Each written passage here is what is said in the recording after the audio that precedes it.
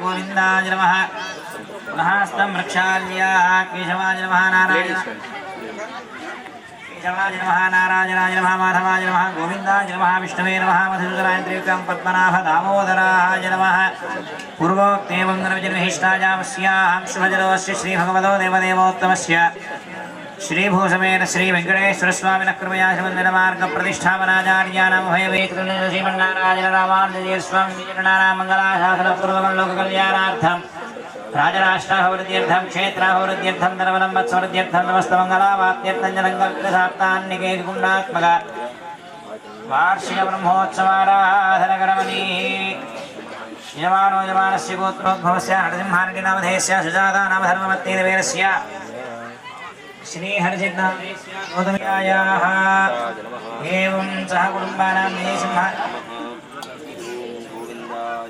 एवं विजयसिंहारेड्डिनामधेयस्य अरुणानाम धर्मवत्तेरवेरस्य श्री अंकितनामधेयस्य सह कुटुम्ब्याः अद्विकानामधेयायाः सह कुटुम्बानाम् एवं वेङ्कटरमणास्य वैघानामधेयायाः श्री अन्वयनामधेयस्य सह कुटुम्बानामेव हरिश्रेड्डिनामधेयस्य प्रीतिनामधर्मवत्तेरवेरस्य वैष्णवीनामधेयायाः आर्णवनामधेयस्य सह कुटुम्बानाम् एवं प्रमीलानामधेयायाः सह कुटुम्बानां धावान्धवानाम् एवं मानोल्लवोत्तमस्याः हर्षितरेड्डिनामधेयस्य श्रीहंसितानामधेयायाः आराधेयस्यामधेयायाः शानामधेयायाः श्रीनैषानामधेयायाः सह कुटुम्बानां धावान्धवानां क्षेमस्थैर्यधैर्यवीर्य एवं मुदनोलगोत्रोद्भवस्य शरद्रेड्डिनामधेयस्य श्रीहरिकीर्तननामधेयायाः सह पूर्णोलगोत्रोद्भवस्य सुदर्शनरेड्डिनामधेयस्य चन्दनानामधर्मवत्तेरवेरस्य సహ కుటుంబానాం సహబాంధవానాం సంకల్పం చెప్పండి అంతా కూడా మమ సహ కుటుంబానాం సహబాంధవానాం క్షేమ స్థైర్య ధైర్య వీర్య విజయ అభయ ఆయు ఆరోగ్య ఐశ్వర్య ధనధాన్య పుత్రపౌత్ర అభివృద్ధ్యర్థం ఆయుష్య అభివృద్ధ్యర్థం వ్యాపార దినదిన అభివృద్ధ్యర్థం ఉన్నతోన్నత అభివృద్ధ్యర్థం భాగవత ఆచార్య కైంకర్య దినదిన అభివృద్ధ్యర్థం భాగవత ఆచార్య పరిపూర్ణ అనుగ్రహ కృపాకటాక్ష సిద్ధ్యర్థం శ్రీభూసమేత శ్రీ వెంకటేశ్వర స్వామినః పరిపూర్ణ అనుగ్రహ కృపాకటాక్ష సిద్ధ్యర్థం సంకల్పిత సాప్తాహిక ఏకకుండాత్మక పుష్కర వార్షిక మహోత్సవ ఆరాధన కర్మణి అద్య ప్రథమ దివస సాయ ఆచార్య శ్రీహస్తేన कारयिष्ये ओम हिरण्यगर्भस्ववर्तनाग्रे भूतस्य जारपतिरेक आसीत् जनाधारं पृथिवीन्यां देवां कस्मै देवाय हविषा विधेम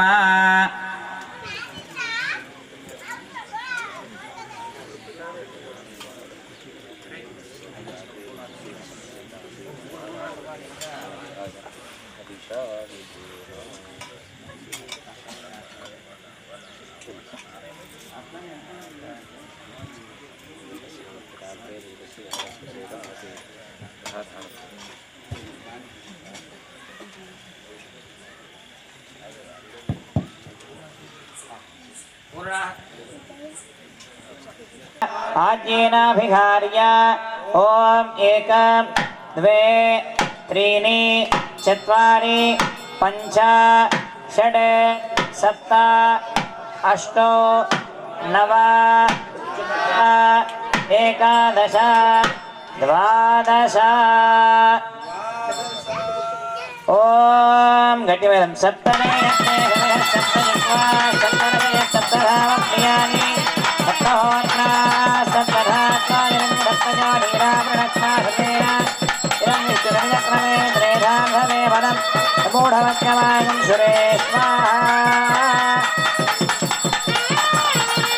ॐ वसोर्धाराभ्यो निवसोर्वेधाराभ्यदिवा एका हूयते घृतक्षमायेन वेकाधारामस्मिन् लोके विन्ममानोपनिषद आद्यन्ते जोपसोद्धारादे दैवात्मेने जोपरन्धे लोकाभावैवसोद्धारा काम देवावरन्धे भोज्यज्ञ भगवाने की राजराष्ट्रभूरद्रशमन्त्रिणोत्कारं पाराजनीकृत्य महान्धे जय श्रीमन्नारायण प्रिय भगवद्बंधुవులారా ఇందూరు తిరుమల మనపల్లి మాపల్లి శ్రీ వెంకటేశ్వర స్వామి వారి ద్వాదశ వార్షిక బ్రహ్మోత్సవం అంటే పుష్కర బ్రహ్మోత్సవం ఈనాటి సాయంకాలం మొదటి రోజు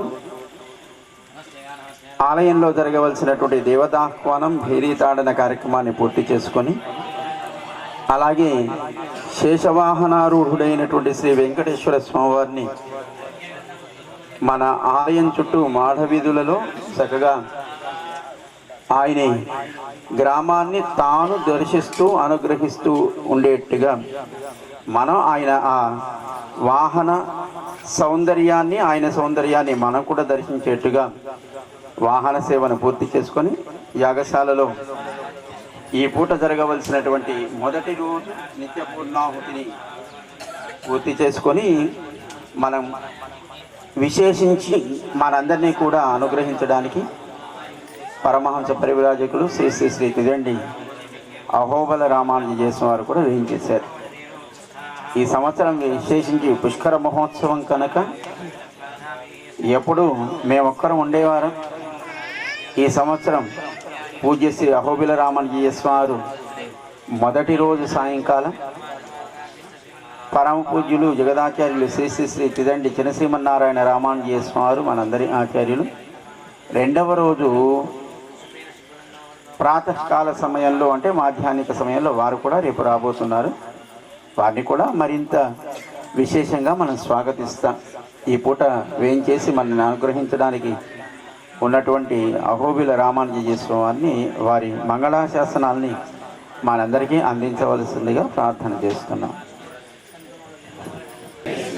जय जय श्रीमन्नारायण। बोल लक्ष्मी वेंकटेश भगवान की, रामानुज स्वामी जी महाराज की, जीयर स्वामी जी महाराज की।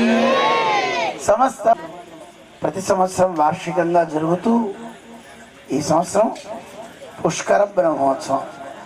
మనకి కాలం చూడండి ఎంత గొప్పగా వేగంగా నడుస్తుందో. అప్పుడే 12 ఏళ్ళు పూర్తవుతున్నాయి మన స్వామికి. ఆయన పుట్టి ఎన్నాళ్ళు అయింది మిమ్మల్ని? 12 ఏళ్ళు అన్నమాట. అందువల్ల స్వామి జన్మదిన వేడుకలు మన బాల అంతరంగికంగా జరుగుతుంటాయి. ప్రధానమైన వాహన సేవలు 2 వాహనంలో తిరుగుతాడు కనుక పొద్దున్నే మళ్ళీ ఆయనకి తిరుమంజనం, మళ్ళీ ఉదయం ఒక అభిషేకం పూర్తిగా మళ్ళీ వాహన సేవ ఇలా జరుగుతూ ఉంటాయి. అయితే ఇందాకే రాజుగారిని అడిగాం, పూర్వం నిజామాబాద్కి ఈ పేరు ఉండేది హిందూపురం అని. కానీ ఇంతకీ మన ఊరుకున్న మతలబేంటో తెలుసా? పేరుకి అర్థం తెలుసా తెలీదా? ఏమిటి హిందూరు అంటే?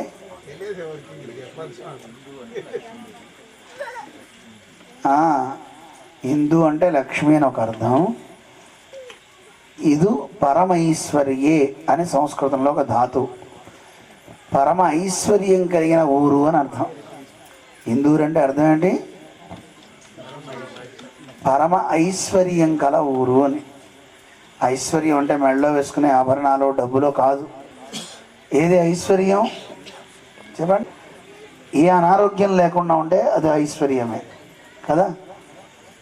ఐశ్వర్యం చాలామంది డబ్బునే చూస్తారు, కాదు. సత్సంతానం ఒక ఐశ్వర్యం, మంచి సమాజం ఒక ఐశ్వర్యం, కెమికల్స్ లేకుండా మంచి పంటలు పండే ప్రాంతం కనుక ఇది ఒక ఐశ్వర్యం కదా. మంచి మనుషులను కలిపే ఒక వ్యక్తి ఉండడం ఒక ఐశ్వర్యం. అందరికీ ఒక కథానాయకుడిగా స్వామి అఖిలాండ కోటి బ్రహ్మాండ నాయకుడు ఇక్కడున్నాడు. ఇంతకంటే ఐశ్వర్యం అని ఉందా? అందుకే మన శాస్త్రాలన్నీ చెప్తున్నాయి. ఏమని చెప్తున్నాయి మన సంప్రదాయాలన్నీ?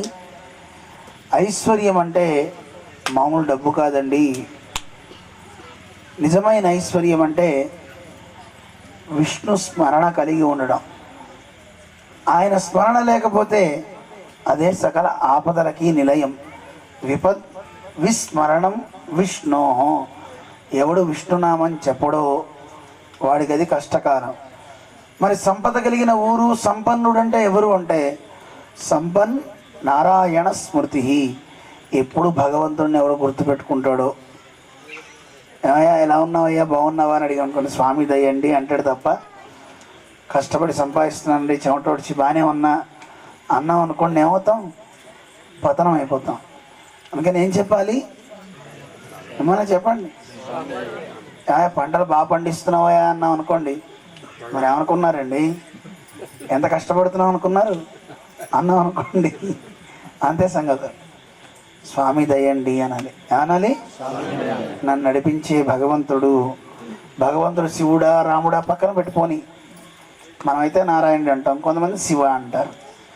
కానీ ఈ గొడవలు రాకుండా ఉండాలంటే ఏం చెప్తారు? దేవుడి దయ అన్నా అనుకోండి, ఏ గొడవ ఉండదు. ఇప్పుడు నేను నారాయణ దయ అన్నాను అనుకోండి, అవతల ఇంకో ఆయన వచ్చి ఎందుకు శివుడి దయ కదా అంటాడు కదా. పేర్లు వేరైనా దైవం ఒకటే. దేవుళ్ళు ఎంతమంది ఉన్నారు? ఒక్కడే. ఎవరా దైవము మనం నిర్ణయించలేము. చెప్పగలమా? ఎవరు దేవుడు? వేదాలు చెప్పాయి. ఎవరు చెప్పాలి? వేదాలు చెప్తాయి. ఈ లోక మీరు వెంకటేశ్వర స్వామి సుప్రభాతం వింటారా? అందులో ఒక మాట చెప్పారు, ఈ స్వామి ఎంత గొప్పవాడో చెప్పారు. దాన్ని బట్టి మీకు తెలిసిపోతుంది. ఈయనకంటే పైన ఎవరన్నా ఉన్నారా? ఈయన పెద్ద, చెప్పండి మిమ్మల్ని. ఈయనకంటే పైన ఎవరున్నారు? మిమ్మల్ని చూసి చెప్పండి. ఒక ఆయన అన్నాడు, స్వామి ఈయన పైన ఆదిశేషుడు ఉన్నాడు, పైన పడగ. ఈయనకంటే పైన అధికుడు ఇంకోడెవడో లేడు. వేదం చెప్తుంది, నత సమశ్చ, ఆయనతో సముడు కానీ, అభ్యధికశ్చ, ఆయనకంటే అధికుడు కానీ, కుతోన్య, ఎవ్వడూ లేడట. అంత పెద్దవాడు, అంత గొప్పవాడు. అందుకే సుప్రభాతంలో ఏం చెప్పారో తెలుసా? లోకంలో అందరినీ పుట్టించిన వాడు ఎవడండి చెప్పండి? మిమ్మల్ని. బ్రహ్మగారు. ఎన్ని తలకాయలు ఉంటాయి? 3, 4 తలకాయలు. అందరినీ తీసుకెళ్ళిపోయిన ఒక ఆయన ఉంటాడు. ఆయన పేరేంటి? లయకారకుడు. లయకారకుడు ఎవరు? లయకారకుడు శివుడు. ఆయనకి ఎన్ని తలలు ఉంటాయి? ఎన్ని తలలు? 5 తలలు ఉన్నాయి. ఎన్ని తలలు? 4 తలకాయలు ఆయనకి కొడుకు శివుడు. 5 తలకాయలు. 5 తలకాయలు ఆయనకి ఒక పిల్లవాడు ఉన్నాడు. ఆయనకి ఎన్ని తలకాయలు ఉన్నాయి? 6 తలకాయలు ఉన్నాయి. ఎవరైనా? షణ్ముఖుడు. అందుకే వీళ్ళందరూ తమ శిరస్సుల మీద ఎవరిని పెట్టుకున్నారో తెలుసా? కుమారస్వామి. ఎవరిని పెట్టుకున్నారో తెలుసునా? స్వామి యొక్క పాదాలు పెట్టుకున్నారట. తెలుసా? సచతుర్ముఖ షణ్ముఖ పంచముఖ ప్రముఖాఖిల దైవత మౌళిమణే. ఎప్పుడు వినలేదా? పాడతారు కదా. ఎంతమంది పాడువారు ఉన్నారు ఇక్కడ? మీరు పాడువారేనా? చెప్పండి, పాడువారా పాడేవారా? అందరూ మంచివాళ్ళేనండి. ఇక్కడ పాడువాళ్ళు ఎవరు లేరు, అందరూ పాడేవాళ్ళే ఉన్నారు. పాడించుకునేవాడు వాడు. అందుకని సుప్రభాతంలో చెప్పారు, స చతుర్ముఖ. చతుర్ముఖ అంటే 4 ముఖాలు కలిగిన వాడు. షణ్ముఖ 6 ముఖాలు కలిగిన వాడు. ఎవరైనా? సుబ్రహ్మణ్యేశ్వర స్వామి, కుమారస్వామి అంటారు. పంచముఖ 5 ముఖాలు కలిగిన వాడు శివుడు. పంచానన అని పేరు ఆయనకి. వీళ్ళందరికీ ఇన్ని ముఖాలే. మరి ఈయనకి ఎన్ని ముఖాలండి చెప్పండి? సహస్రశీరుష. ఇప్పుడు చదివారు స్వామి. సహస్రశీరుష పురుష అని వేదం చెప్తుంది. సహస్ర అంటే ఎన్ని? 1000 కాదు, చెప్పలేం. అమ్మో ఎన్ని తలలో. లేదనుకోండి, సహస్ర అనగానే 1000 అన్నాం అనుకోండి, వేదంలో కొన్ని ప్రాబ్లమ్స్ ఉంటాయండి. సహస్రశీరుష పురుష సహస్రాక్ష సహస్రపాత్ వేదం చెప్తుంది. మరి 1000 తలకాయలు కలిగిన వాడికి కళ్ళు ఎన్ని ఉండాలి? 2000 ఉండాలి కదా. మరి ఏం చెప్పింది? సహస్రాక్ష. అక్షం అంటే కన్ను కదా. మరి ఒక తలకి 2 కదా. మరి ఒక్కన్ను ఉండడం ఏమిటి? 1000 సరిపోవు కదా, అవునా కదా? సహస్రపాత్. పాదాలు కూడా 1000 ఉంటాయా? ఒక తలకి 2 ఉన్నప్పుడు 1000 తలకి ఎన్ని ఉండాలి చెప్పండి? చెప్తుందేంటి? అందుకని సహస్ర అంటే అర్థం 1000 కాదు, అంతులేని తలలు కలవాడు, అంతులేని పాదాలు కలవాడు, అంతులేని కళ్ళు కలవాడు. అందుకే దేవుడికి మోసం చేసి ఎవడైనా ఎక్కడైనా ఏదైనా చేయగలడా చెప్పండి? ఒక గురువుగారు అందరికి అరటిపళ్ళు ఇచ్చి ఎవరు చూడకుండా తినన్నారు రా అన్నట్ట. అందరూ వేదాంతం చదువుకున్న పిల్లలే, అందరూ తినేసి వచ్చామని చెప్పారు. ఎక్కడ తిన్నామని అడిగితే గురువుగారు గోడ వెనకాతలకి వెళ్ళి తిన్నా, ఎవరు చూడలేదు అన్నట్టు. ఇంకొన్ని అడిగట, నువ్వెక్కడ తిన్నావురా? ముసుగేసుకు తిన్నాను గురువుగారు అన్నట్ట. ఇలా ఒక్కొక్కళ్ళు ఒక్కొక్క కారణం చెప్పారు. ఒక్కడు మాత్రం పండు అక్కడ పెట్టాట. ఎరా నువ్వు తినలేదే? గురువుగారు ఎక్కడికి వెళ్ళినా ఎవరిని కళ్ళు కప్పడానికి లేకపోతుందండి అని. అదేమంటారా, అక్కడ ఎవరు లేరుగా, గోడ వెనకాతల ఎవరు లేకపోతే ఏంటండి, గాలి ఉందండి. గాలి లేని ప్రదేశం ఏది? పోనీ వారు దుప్పటి కప్పుకున్నాడు కదరా, దీపాలు ఆర్పాడు కదా, పొన్ను అలా చేయొచ్చు కదా. అక్కడ చీకటి ఉందండి. ఉందా లేదా అండి? ఎవరు లేని ప్రదేశం ఎక్కడైనా ఉందా అండి? చూడండి, మనం మన ప్రాపర్టీ కాపాడుకోవడానికి కెమెరాలు పెడుతున్నాం, సీసీ కెమెరాలు పెడితే అప్పుడు మనకి తెలుస్తుంది. ఒకసారి మా సీతానగరం ఆశ్రమంలో పెద్ద ఉత్సవం జరుగుతుంది. చాలామంది దండోరాలు వేసేవాళ్ళు, వీళ్ళు వాళ్ళంతా వచ్చారు. మేము అక్కడ నిలబడ్డాం. ఆ మెట్ల పక్కనే మా ఇది ఉంది, ఐప్యాడ్ కాస్త గోవింద అనకూడదు లేండి, గోవిందుడి దగ్గరికి వెళ్తే మంచిదే. అది కనపడలా. ఎవరు తీశారు? సామాన్య జనం ఎవరు అటు వెళ్ళరు, ఎవరో తీశారు. సీసీ కెమెరా ఉంది, చూద్దాం. మా రూమ్ నుంచి బయటకు వచ్చేవాళ్ళని చూస్తే దానికి పక్కన రికార్డింగ్ చేసేది ఉంటాయి కదా. సీసీ కెమెరాలు ఉన్నాయి కానీ అప్పటికప్పుడు చూడడానికి తప్ప రికార్డింగ్ చేసుకోవడానికి లేదు. దాంట్లో ప్రయోజనం ఏంటి చెప్పండి? ఏమైనా అవసరమా చెప్పండి? అందువల్ల ఆ తర్వాత పెట్టారు, వస్తువు పోయాక పెట్టారు, ప్రయోజనం ఏంటి? అందువల్ల ఎప్పుడైనా మనం ఏదైనా కనిపెట్టాలంటే ఇన్ని కావాలి. కానీ దేవుడికి అవసరమా? దేవుడు చూడాలంటే ఆయనకి మనలాంటి కళ్ళు కావటండి. పశ్యతి అచక్షు, కళ్ళు లేవు కానీ అన్నీ చూస్తట. శృణోతి అకర్ణ, అన్నీ వింటాడు కానీ మనలాంటి చెవులు కావాయనవి. అపాణి పాద, మనలాంటి చేతులు కావు కానీ అన్నీ పట్టుకుంటాడు, అన్ని చోట్లకి వెళ్తాడు. ఏమిటి అర్థం చెప్పండి? ఏమైనా అర్థమైందా? అన్నీ చూస్తాడు కానీ మనలాంటి కళ్ళు కావు, అన్నీ వింటాడు మనలాంటి చెవులు కావు.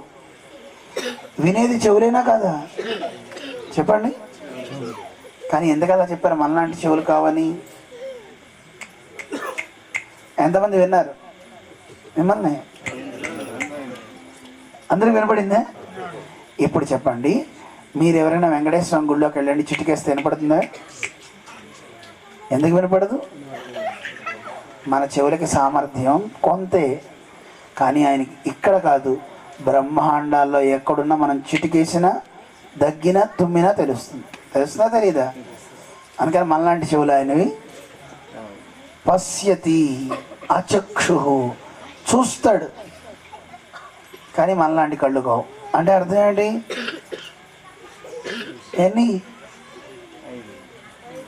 ఎన్నండి ఇవి?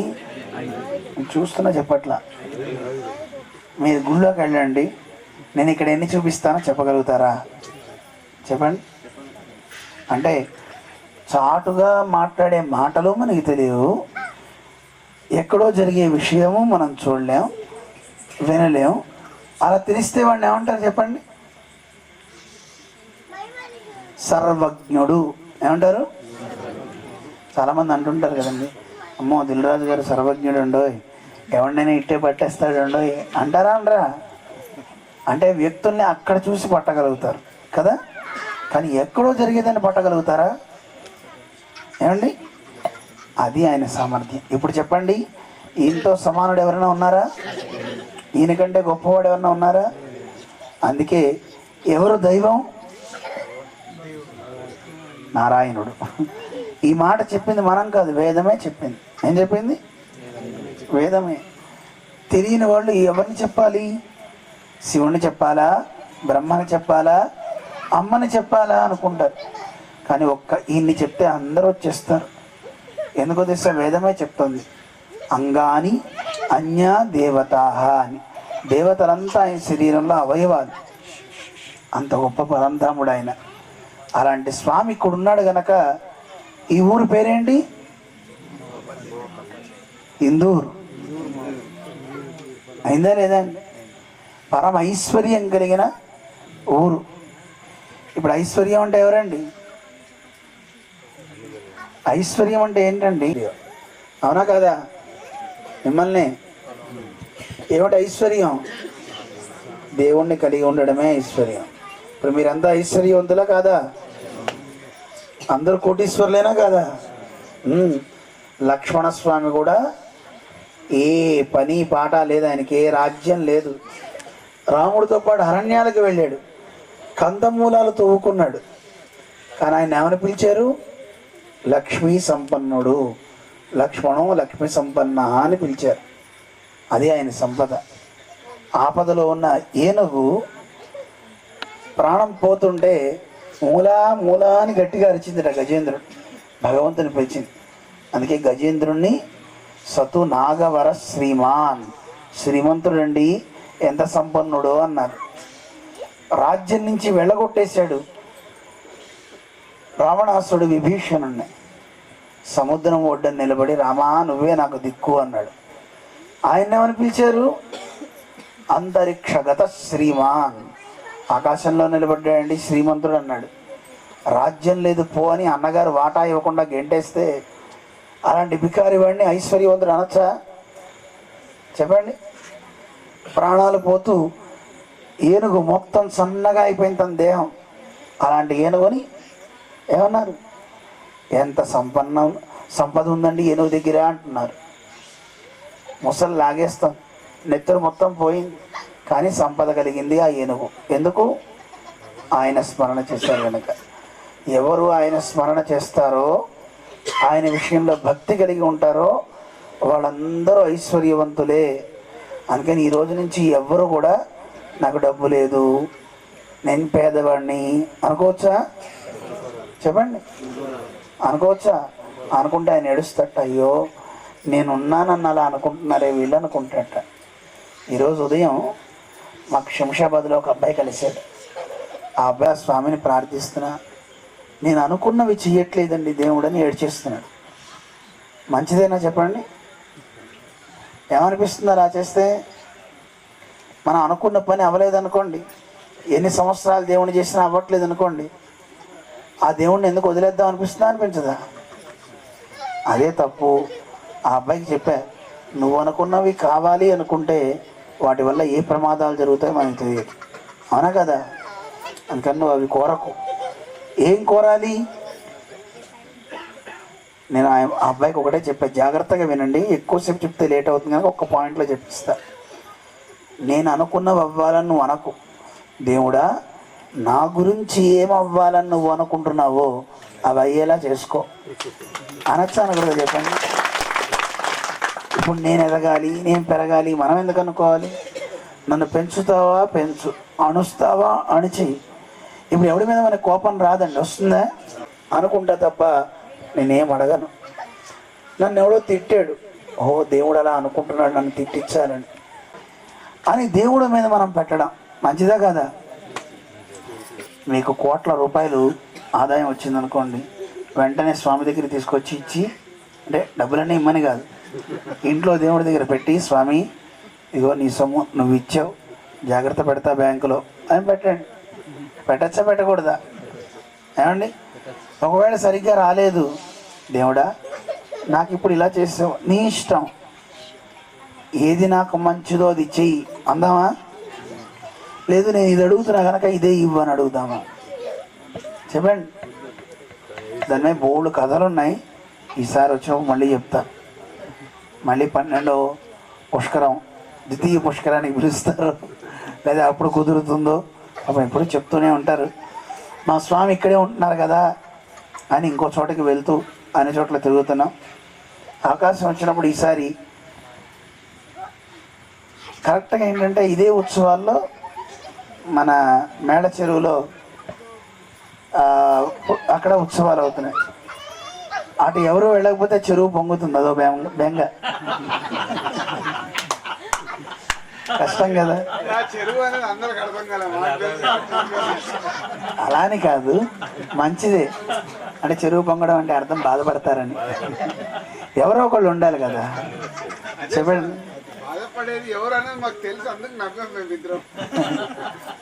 వేరే ఉద్దేశం ఏం కాదు. వీరు ఇక్కడికి వస్తుంటే వారు అన్నారు, ఎవరో ఒకళ్ళు ఒక చోట ఉండాలి కదా, ఉండని అన్నారు. అలా వీరు ఒకవేళ అటు వెళ్ళారు అనుకోండి, అప్పుడు ఇక్కడ రీప్లేస్ అనమాట. అలా వేరేదేం లేదు. అయితే ఇది మా పల్లె గనక, అంతేనా? ఇదే మా పల్లె గనక ఎప్పుడు వచ్చినా పర్వాలేదు.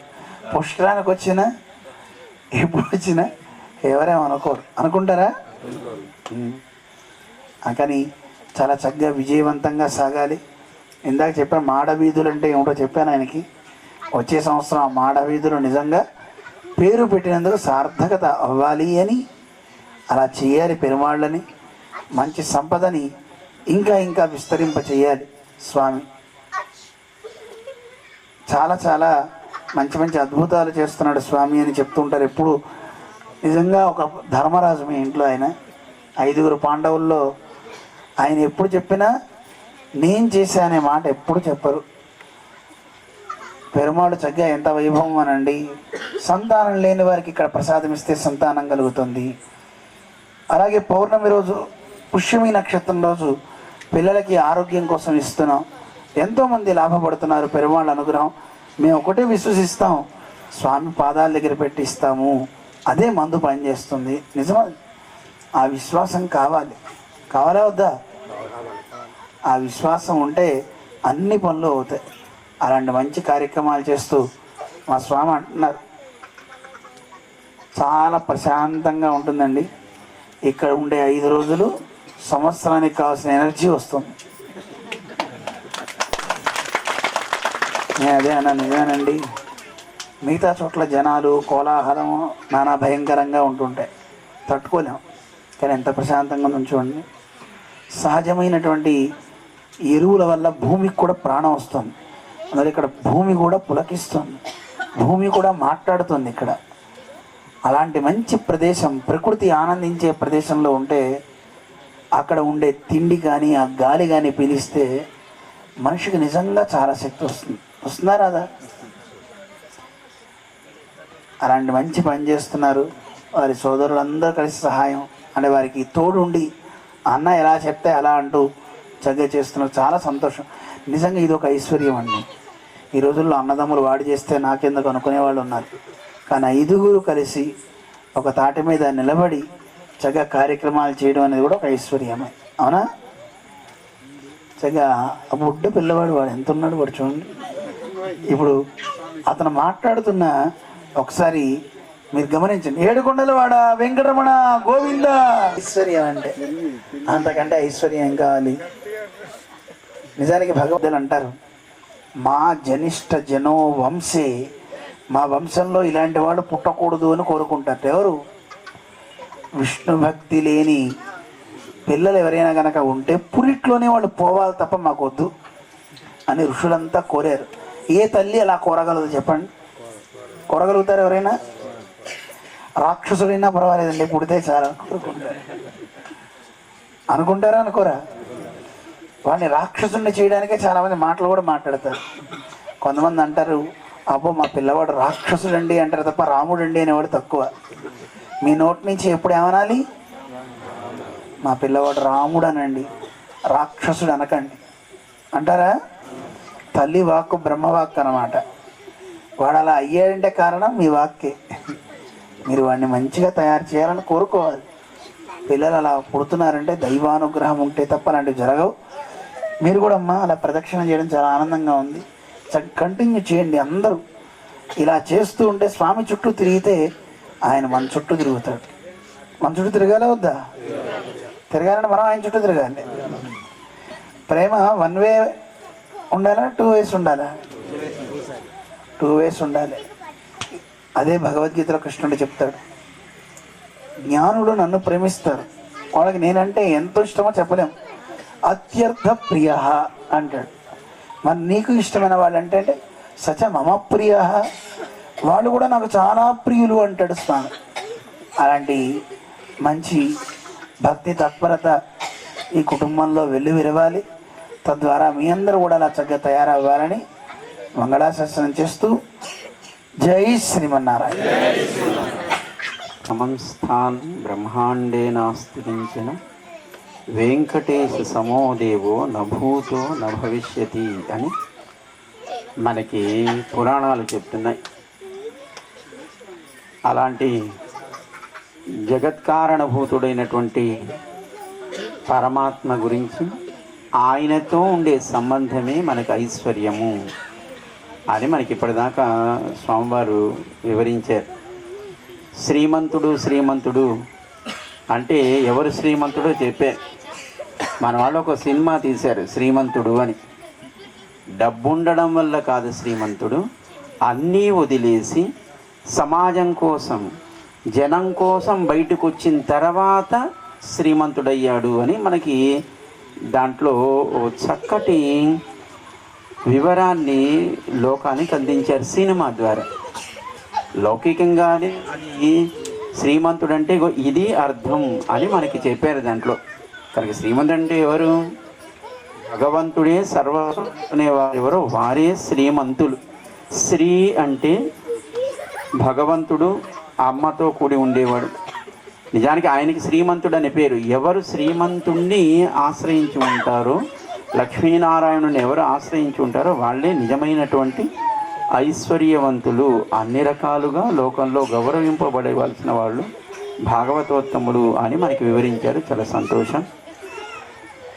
ఒక పూటైనా వారు ఇక్కడికి వచ్చి భగవంతుడి సేవలో వారు ఆనందిస్తూ వారి ఆనందాన్ని మనతో పంచుకున్నందుకు కృతజ్ఞతగా వారి శ్రీచరణాల్లో మనమంతా దాసోహాలు సమర్పిద్దాం.